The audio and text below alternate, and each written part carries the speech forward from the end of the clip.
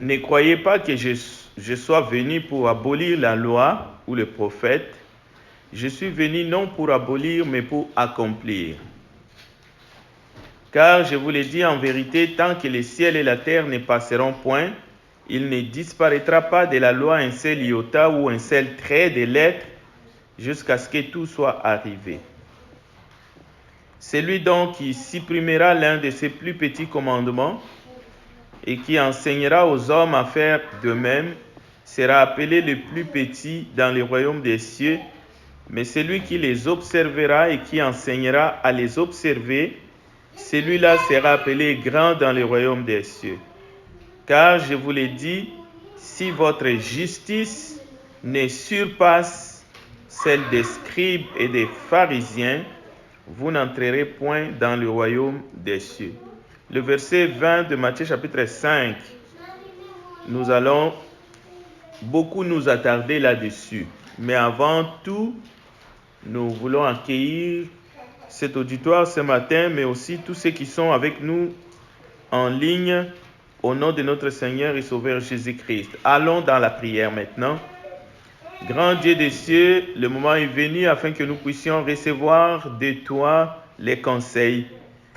Remplis-nous par ton esprit afin que nous soyons capables d'entendre, de garder et de mettre en pratique ta parole jusqu'à ce que notre Seigneur Jésus-Christ reviendra pour nous chercher.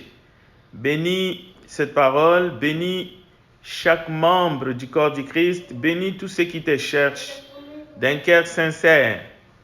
Merci pour ta grâce infinie. Nous te le demandons, Père, au nom de Jésus-Christ, notre Sauveur. Amen. Amen. Donc, nous sommes en train d'examiner un thème. Voilà pourquoi, avec les textes que le frère Jean Panel a lus, et aussi les compléments de Matthieu 5, nous allons aller examiner maintenant la mise en pratique de tout cela. La mise en pratique au fait de tous les enseignements de Jésus, mais résumés, présentés dans un texte que nous allons aller chercher ensemble tout à l'heure. Mais avant cela, disons-le, dans toutes les sphères de la vie, ici-bas, on peut parler de l'ordre, de la bienséance, du désordre, de tout ce que vous voulez. Mais lorsque nous examinons la parole de Dieu, nous écoutons le Seigneur nous parler de manière directe. Prenons un exemple. Lorsque Jésus dit qu'il faut que notre justice dépasse la justice des scribes et des pharisiens, il sait de quoi il fait allusion. De la même chose, nous n'allons pas parler de l'ordre des règlements, comme on parle de cela dans le monde. Mais nous pouvons voir, aller puiser des exemples pour que nous puissions refléter l'ordre et la paix qui est la nature de Dieu. Nous ne parlons pas d'un Dieu qui est ordonné à la manière des humains, mais c'est la nature même de Dieu. Lorsque la parole dit Dieu est un Dieu d'ordre et de paix, il s'agit de sa nature, comme lorsque la Bible dit Dieu est amour, c'est sa nature. Ce n'est pas que Dieu est aimable dans le sens humain, parce qu'on sait, lorsqu'on dit qu'une personne est aimable, c'est quelqu'un qui distribue toutes les choses qui sont dans sa maison.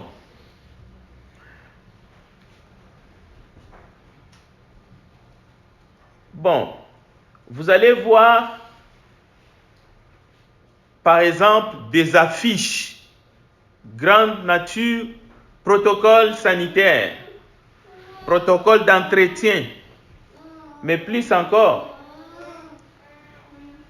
lorsqu'il s'agit des premiers soins, c'est une question de connaissances, mais de protocole. C'est-à-dire qu'il faut se préparer en avance.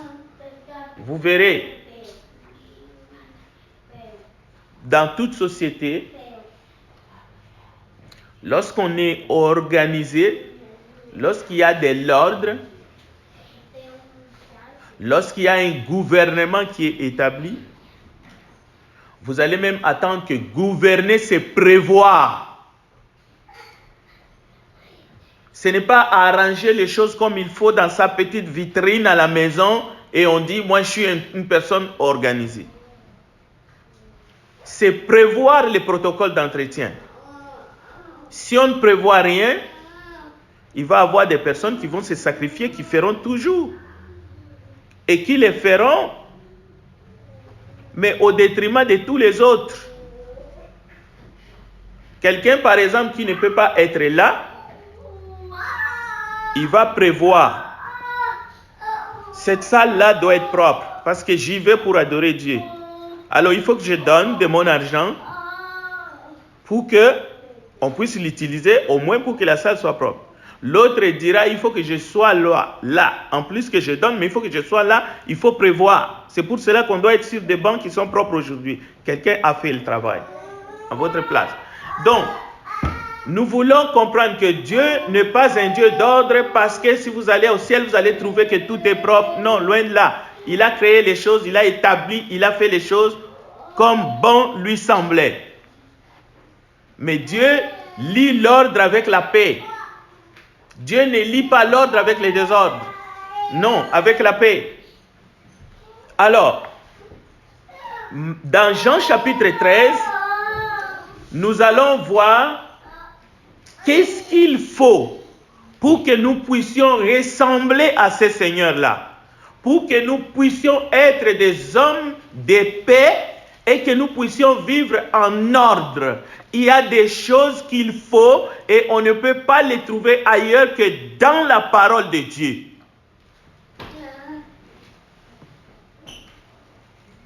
Et nous allons voir que ces choses, ces fruits de l'esprit, ces éléments que Jésus va mettre en avant pour qu'on puisse même nous reconnaître comme lui appartenant.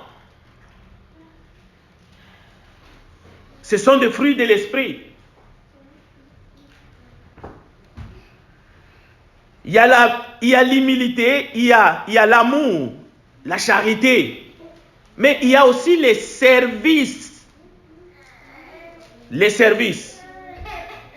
Les services peuvent être faits avec n'importe quelle attitude. Mais ici, dans Jean 13, nous allons voir, Jésus va les démontrer de manière pratique, de manière concrète et non symbolique. Il ne s'agit pas de symboles dans Jean chapitre 13. Il s'agit de la manière pratique, concrète. C'est-à-dire sans humilité, sans la charité, le service ne vaut absolument rien. Ne vaut absolument rien. Alors gardez bien le texte de Jean chapitre 13 au centre, au cœur même du message de ce matin. Donc si vous vous dites chrétien, vous n'êtes pas humble, vous ne pouvez pas être ordonné, vous n'allez suivre aucune règle et vous serez un homme fouillis. Le service n'a aucun sens dans le monde, pas seulement dans la communauté dite chrétienne.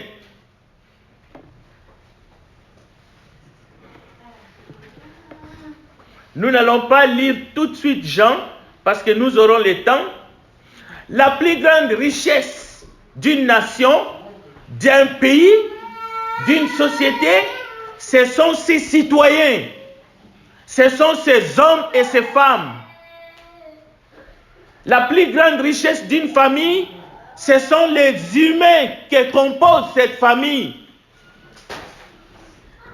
Les richesses matérielles qui regorgent les sous-sols de toutes les nations du monde. Le capitalisme sauvage a fait croire que ce sont là les richesses. Non, c'est bien le contraire. Les richesses de cette nation, le Canada, ce sont d'abord ses citoyens, ses hommes et ses femmes. Imaginez un royaume qui manque des habitants, un pays qui a perdu toute sa population. Est-ce un pays riche, même si les sous-sols regorgent des minéraux? Un corps démembré où on a retiré tous les organes essentiels. Est-ce un corps ou bien une momie? Pourquoi? Parce que les organes ne sont plus à leur place. On les a donnés à quelqu'un d'autre pour qu'il puisse survivre. Donc c'est très difficile d'imaginer un pays sans ses habitants. C'est pour cela que dans 2 Corinthiens chapitre 3 verset 16, vous lisez que « Oh, le Seigneur, c'est l'Esprit. Et là où est l'Esprit du Seigneur, là est la liberté. » Maintenant, allez-y comprendre. Allez-y comprendre. Vous pouvez parler de l'ordre, mais sans liberté. Vous êtes en face de ce qu'on appelle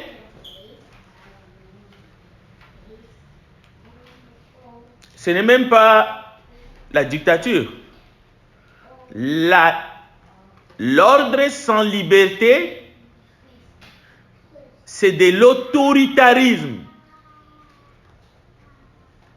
C'est de l'esclavage. On dresse du bétail en ordre. Mais la parole de Dieu nous parle que là où il y a l'Esprit du Seigneur, là il y a la liberté. Comme par le Seigneur, l'Esprit. Merci.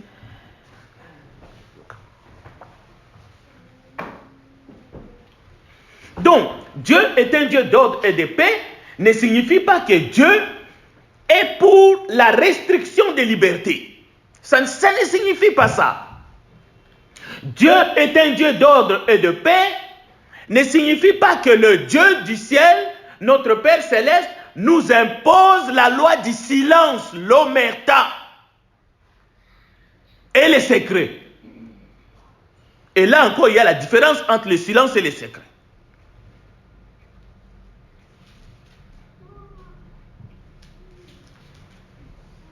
Doit-on garder le secret face aux œuvres des ténèbres?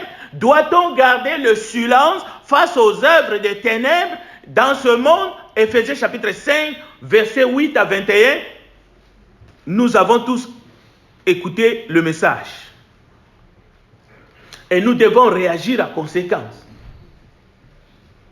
Nous devons nous mettre en ordre de bataille, comme nous avons chanté. Nous sommes des soldats de Christ, donc nous devons vivre pour lui.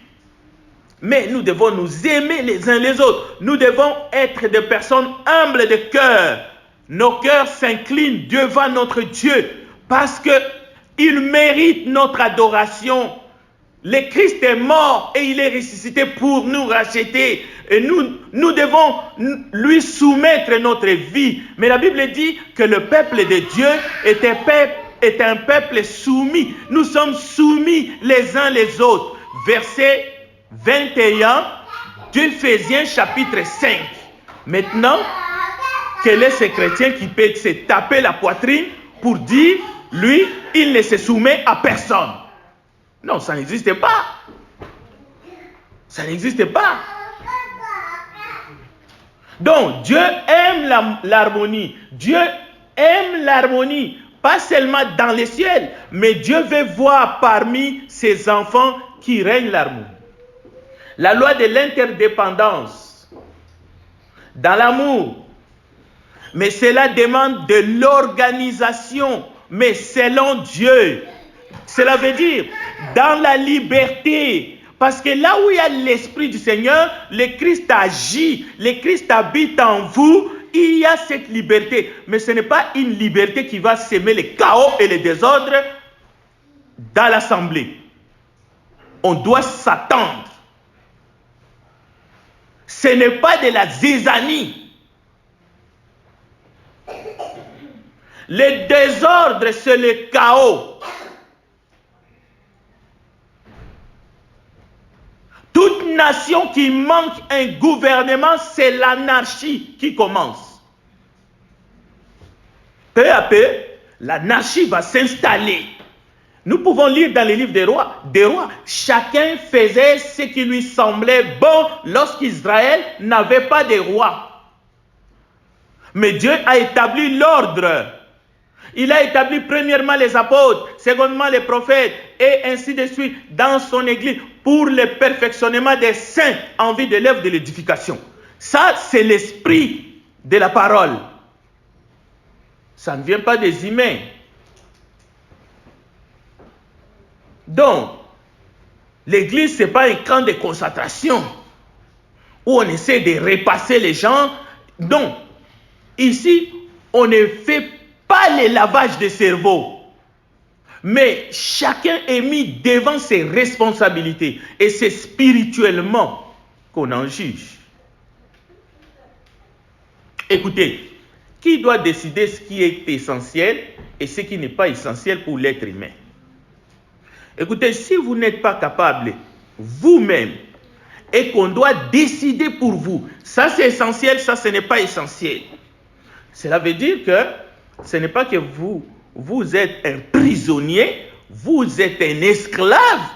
Parce que la Bible nous dit clairement, vous savez discerner ce qui est bien. Vous regardez le ciel, vous dites qu'il va pleuvoir et il pleut.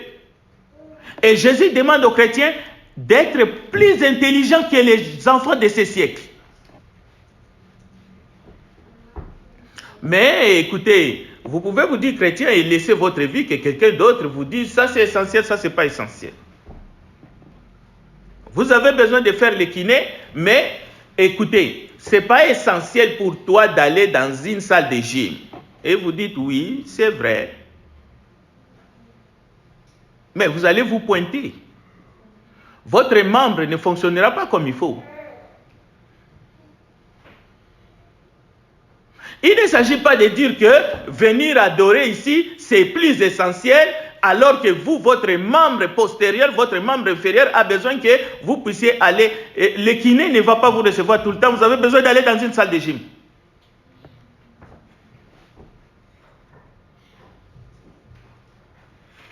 Nous disions tout à l'heure, bien-aimés, l'ordre, c'est aussi prévoir. Nous nous préparons à la retraite, n'est-ce pas? Nous cotisons. Pourquoi? Celui qui ne veut pas travailler vit dans le désordre. Ce n'est pas Frédéric qui le dit, c'est la parole de Dieu. Cela veut dire que le chrétien, c'est quelqu'un qui sait comment s'adapter à la parole de Dieu. Comment se soumettre à la parole de Dieu. On ne va pas vous le demander. On ne va pas vous supplier. On ne supplie pas un chrétien de travailler.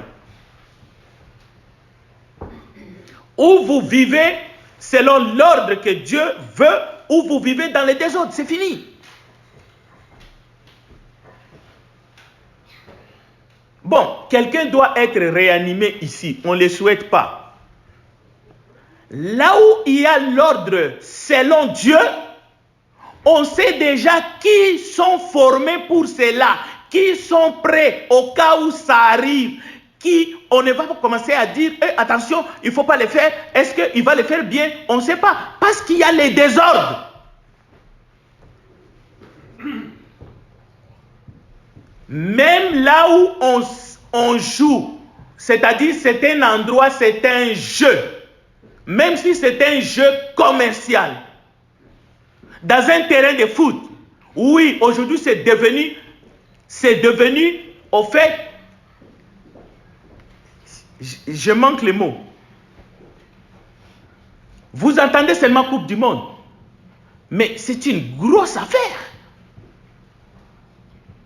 Vous attendez Jeux olympiques, mais c'est des milliards et des milliards. Mais c'est un jeu. Ce sont des jeux. Mais même là-bas, c'est déjà prévu qu'en cas de drame, il y a des gens qui vont intervenir pour réanimer les gens. Ils sont formés pour. Et dans des assemblées chrétiennes, là où l'ordre et la paix règnent, on sait déjà en avance que nous avons 2-3 frères ici qui sont des secouristes et ils ont ça dans la tête que moi, je vais adorer, mais je suis un secouriste. Il y a des frères et sœurs infirmières et ils savent que je suis là, je suis en pole position, je suis mieux placé. C'est moi, je suis un don.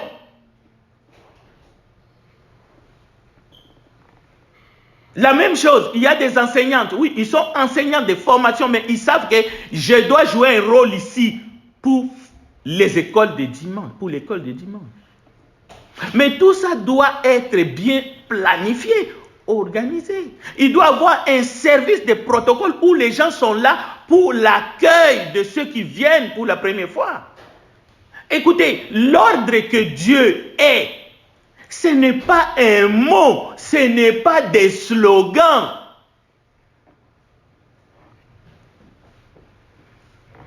Ce n'est pas aux anciens et aux prédicateurs de faire de sorte qu'il règne la paix, qu'il règne l'ordre dans l'assemblée. Non, ça n'existe pas. Cette idée-là est fausse, totalement fausse. On regarde les prédicateurs comme dans une salle de cinéma. Mais vous rigolez ou quoi? Dans une ville ici à Québec, l'ambulance est arrivée 1 heure après. Donc nous avons besoin de manière structurée de hommes et de femmes capables de passer le premier soin en ordre, pas en désordre. Laisse-moi faire, je sais comment on les fait. Qui t'a donné l'ordre d'abord de les faire? On ne te connaît pas. On ne te connaît pas. Est-ce que ta carte de formation de membre est à jour? Qui te connaît? Aucun responsable s'y connaît. Tu vas te pointer comme ça? Non. Il faut que ça soit bien organisé. Est-ce que nous avons un trousse de premiers soins ici, quelque part?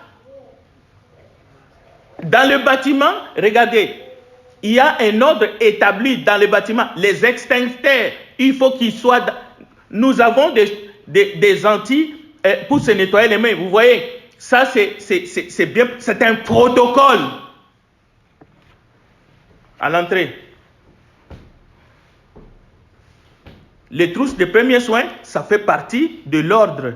Et Dieu, c'est un Dieu harmonieux. Dieu aime ça.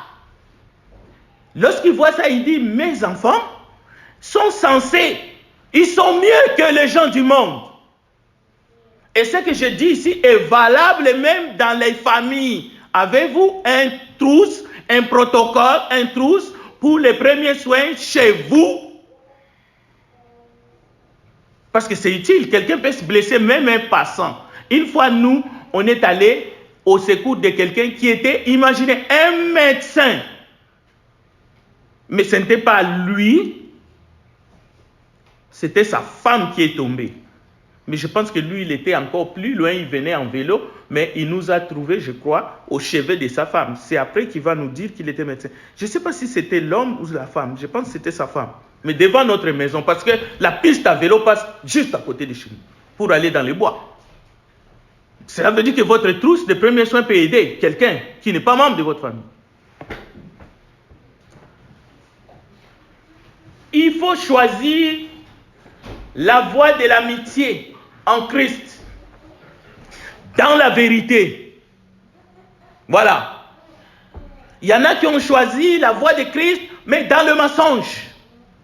On ne se dit pas la vérité. Parce que Jésus a déjà proclamé que les portes de séjour des morts ne prévaudront point contre l'Église. Cela veut dire que l'Église est capable de prêcher le message de la vérité. L'Église est capable de dire à ses membres, ressaisissons-nous. L'humilité doit être vue. La charité doit être vue. Nous devons vivre. Le service doit être mis au premier plan. Nous sommes serviteurs les uns les autres. Cela veut dire que nous sommes en train de nous servir véritablement les uns les autres. Il n'y a pas que de programme ici. Oh, juste le premier de chaque mois, quand est-ce que le programme va sortir? C'est tout ce qu'il y a comme programme. Mais si c'est seulement ça qu'il y a comme programme, alors on est des gens fouillés. J'ai appris de la part de mes collaborateurs que dans l'église, l'objectif, ce n'est pas de savoir qui a raison et qui a tort. J'ai appris. Cela veut dire qu'il faut toujours rechercher la paix, l'harmonie, la sanctification, sans laquelle personne ne verra Dieu. C'est écrit Romains 12, 14 ou Romains 14, 12. Donc, nous devons comprendre cela. Nous ne parlons pas de l'ordre comme un nouvel ordre mondial. Non. Pour garantir une vie paisible dans la planète Terre. Non. Ça n'a rien à voir. Parce que la science a échoué. Ils nous ont dit que c'est dans un chaos, dans un désordre que la vie a jailli. Comment est-ce que des gens comme ça peuvent retourner tout d'un coup un nouvel ordre mondial? Ils sont partis du désordre pour dire que le monde, la vie est sortie du désordre, du Big Bang. Et aujourd'hui, ils veulent nous parler d'un nouvel ordre mondial. Où est-ce qu'ils ont sorti ça? Qu'est-ce que l'ordre veut faire de leur côté? Parce que la vie est sortie du chaos.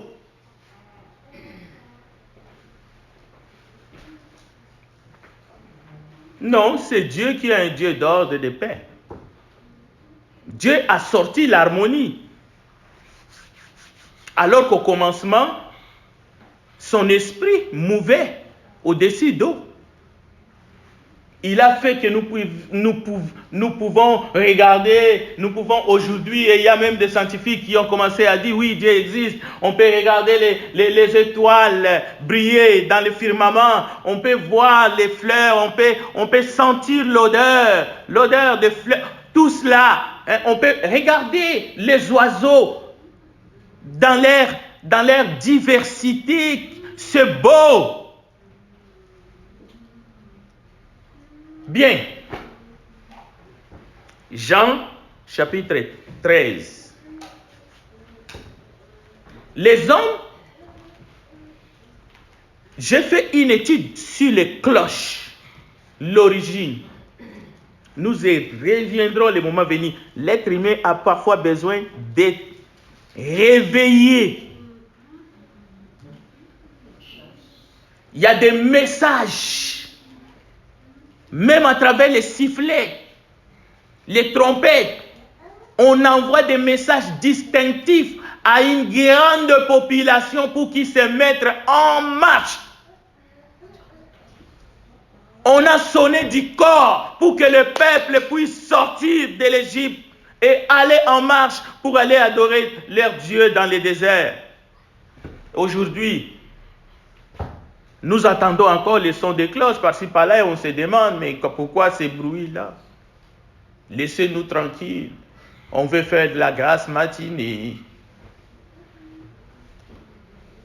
Écoutez, les chrétiens, depuis le premier siècle, ils ont compris qu'est-ce que Jésus a fait la veille de sa mort.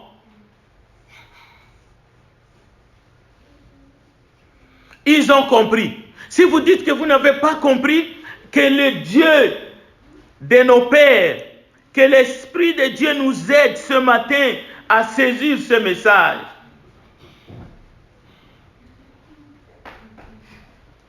Jésus prend de l'eau, il enlève ses habits, il prend quelque chose, un linge, il va se ceindre de cela sur sa ceinture.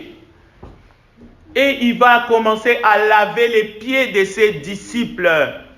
Mais il arrive chez Simon Pierre, pour lui laver les pieds. Simon est stupéfait. Simon résiste vigoureusement comme nous avons l'habitude de résister à tout. Quand vint le tour de Simon, celui-ci protesta. Toi, Seigneur, tu veux me laver le pied?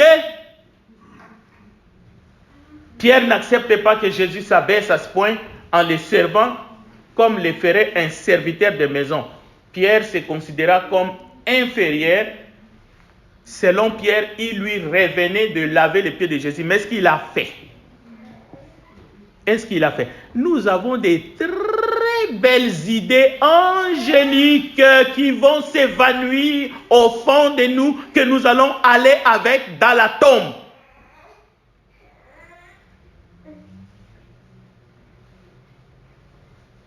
C'est moi qui va te laver la pied. Il a pris l'initiative de le faire. Jésus, son supérieur. Mais Jean-Baptiste aussi a réagi un peu de la même chose. Moi, t'es baptisé, toi, non. Je ne suis même pas capable, c'est à toi de le faire. Jésus dit, laisse faire Jean. Jean. Oui, il était plus grand que Jean. Donc, Pierre, pour lui, c'était inacceptable spirituellement, socialement, culturellement, traditionnellement.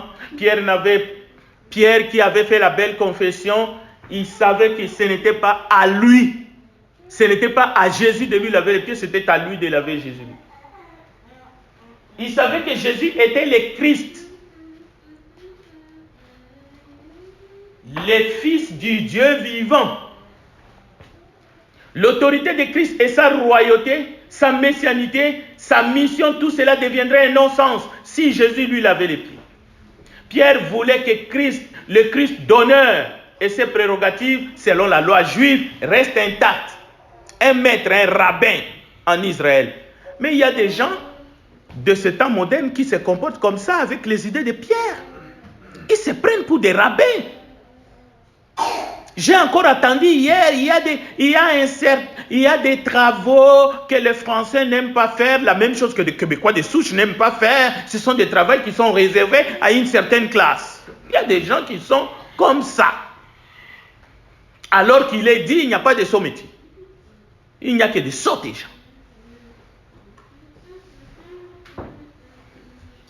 Jésus prend la place du serviteur. Jésus-Christ prend la place de l'esclave. Alors qu'un rabbin, nous avons entendu l'étude, ne pouvait pas le faire. Mais c'est justement ce que Jésus fait. Parce que lui, Jésus, n'est pas venu pour être servi. Il est venu pour servir. Sommes-nous ici pourquoi? C'est pour servir. En théorie. Mais cela devrait être aussi en pratique. Vous n'êtes pas ici pour qu'on puisse vous servir. Nous ne sommes pas ici pour imposer des trucs. Nous sommes là pour servir. Juste servir. Écoutez, Jésus est en train d'installer un nouveau commandement. Jésus est en train de renverser la pyramide rigide des pharisiens et des scribes. C'est la pyramide rigide du judaïsme rabbinique renversée. Lui, le maître, et il va le dire, vous m'appelez maître et seigneur. Voici ce que je vous ai fait. Et vous devez le faire aussi entre vous, les uns, les autres. Mais au départ, Pierre ne l'accepte pas. Pierre résiste. Mais 3000 ans sont passés. On voit encore cette attitude de Pierre. Écoutez, Jean chapitre 13, versets 1 à 17. La Bible dit, Jésus aimait les siens qui étaient dans le monde, les disciples. Alors, c'est la marque de son amour suprême. Il se lève de la table pendant le dîner, il pose son vêtement, il prend une serviette de lin, il se noie autour de la taille. Il versa l'eau dans une bassine et commença à laver les pieds de ses disciples, puis à les essuyer avec la serviette qu'il s'était nouée autour de la taille. Donc ceci doit être clair et net. Bon, quelqu'un dira, Jésus était patient. Oui, Jésus était patient, mais la réponse de Jésus à Pierre n'a pas tardé. Ça va arriver comme un coup de tonnerre. Ça va arriver, mais de manière instantanée. D'abord, Jésus va aller méthodiquement. Écoutez, ce que je fais, Pierre, tu ne le comprends pas pour l'instant, tu le comprendras plus tard. Verset 7. Mais Pierre va persister. Pierre va résister encore. Non, tu ne me laveras pas les pieds. Comme on peut dire, têtu comme l'âne. On vient de lui dire, tu ne comprends pas, tu comprendras plus tard. Mais non. C'est-à-dire, Pierre est sincère. C'est tout simplement impossible, Seigneur. Tu te déshabilles. Tu t'inclines. Tu ne peux pas t'incliner devant moi. C'est à moi de te laver le pied. Si les autres l'ont accepté, moi je dis non. Mais voyons voir s'il va tenir. S'il va tenir, bon. Ok?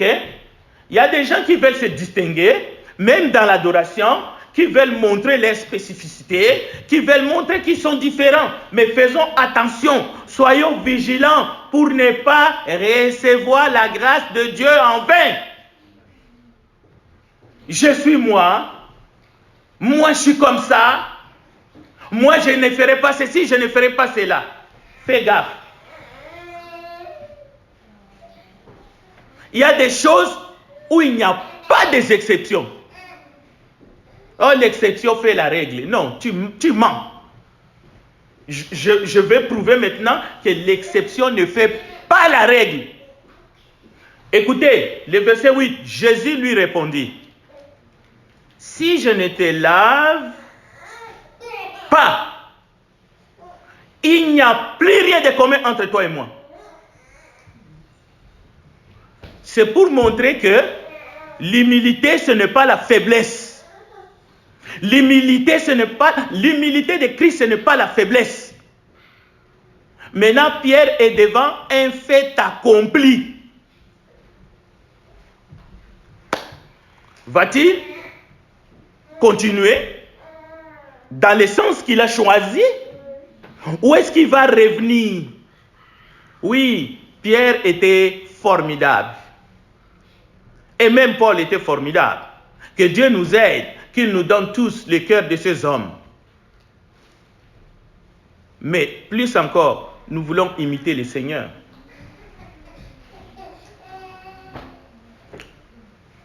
Alors Pierre va changer. Il va faire, je ne sais pas quel angle, 360. Il va changer de direction. Et il va dire, Seigneur, non pas seulement les pieds, la tête, le corps aussi. Parce que Pierre ne pouvait pas tout simplement supporter qu'il n'y ait plus rien entre lui et le Seigneur. Cela veut dire qu'il venait de tout perdre. Jésus l'attendait. Comme ce matin, il nous attend. Il attend même ceux qui sont dehors afin qu'ils reviennent à lui. Parce qu'il vient de démontrer, parce que ce lavage des pieds a une signification profonde. C'est le lavement justement qu'il va accomplir à la croix. Il va nous laver de nos péchés, mais encore plus, il va dire à travers son esprit, même après avoir été baptisé pour le pardon de vos péchés, s'il vous arrivez des péchés, vous avez un avocat auprès du Père. Il est là afin que par son sang, il nous purifie de tout péché. Et c'est ce que Pierre ne comprenait pas. Mais Pierre finalement va comprendre et il va dire, Seigneur, non pas seulement les pieds, mais aussi la tête et tout le corps. Mais c'est ce que Jésus veut, que nous puissions abdiquer, que nous puissions nous soumettre à lui. Voilà l'ordre de Dieu. C'est un ordre qui vient de lui. Toute sa parole est la vérité. Au fait, il nous aime. Il sait ce que c'est que nous avons besoin au plus profond de nous. Dieu ne veut pas nous amadouer. Dieu ne veut pas faire de nous des esclaves. Au contraire, il veut faire de nous ses amis. Mais nous devons être humbles, nous devons nous aimer les uns les autres et nous devons aimer les services. Servir comme lui, il a servi, c'est-à-dire avec humilité. Et pour terminer, nous allons lire Apocalypse chapitre 22, chercher, et d'ailleurs, c'est la conclusion de la Bible. Copyright. Nous allons les lire. Ensemble. À partir du verset 16. Moi, Jésus, j'ai envoyé mon ange pour rendre témoignage à ces vérités destinées aux églises. Je suis le rejeton de la racine de David, son descendant. C'est moi l'étoile brillante du matin. Et l'esprit et l'épouse disent, viens. Que celui qui attend ces paroles dise, viens. Que celui qui a soif vienne. Que celui qui veut de l'eau de la vie la reçoive gratuitement. Le verset 18 nous dit ceci. Moi, je le déclare solennellement à tous ceux qui entendent les paroles prophétiques de ces livres. Si quelqu'un y ajoute quoi que ce soit, Dieu ajoutera à son sort le fléau décrit dans ce livre. Si quelqu'un retranche quelque chose de ces paroles prophétiques de ces livres, Dieu lui ôtera tout droit à l'arbre de vie et à la ville sainte décrite dans ce livre. Le témoin qui affirme ces choses déclare, oui, je viens bientôt. Oh oui, qu'il en soit ainsi. Viens Seigneur Jésus. Que le Seigneur Jésus accorde sa grâce à tous. Que Dieu bénisse sa parole. Amen.